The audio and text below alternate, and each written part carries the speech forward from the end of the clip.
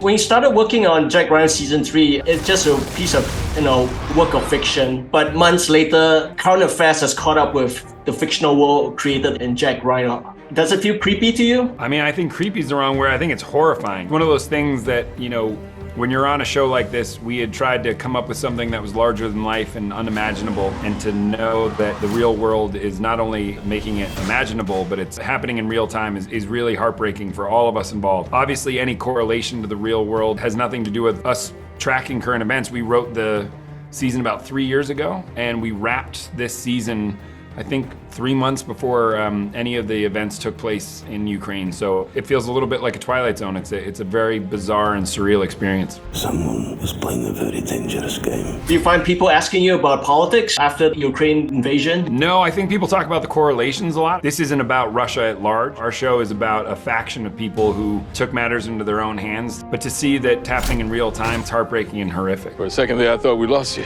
Sorry to disappoint. Well, there's a lot of stunts, a lot of shootouts, but I'm not gonna ask that. I'm actually interested in one scene that you and Michael were in, is in Greece, and that's the one overlooking the sea. Was that the most relaxing day of the shoot? That was when Michael asked me to do another season.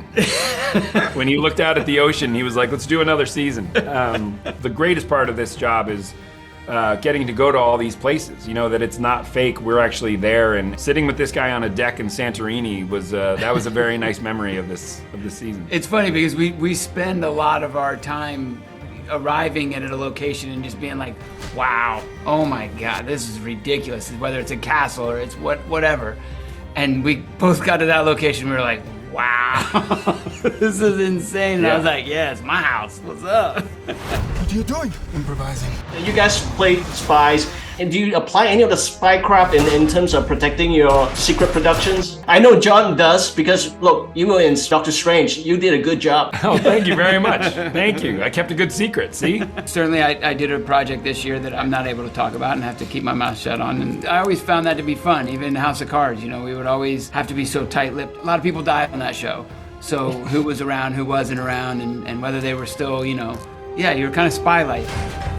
So what are the odds this is a one-way trip? 80, 90%. That's my last fight won't be in coach.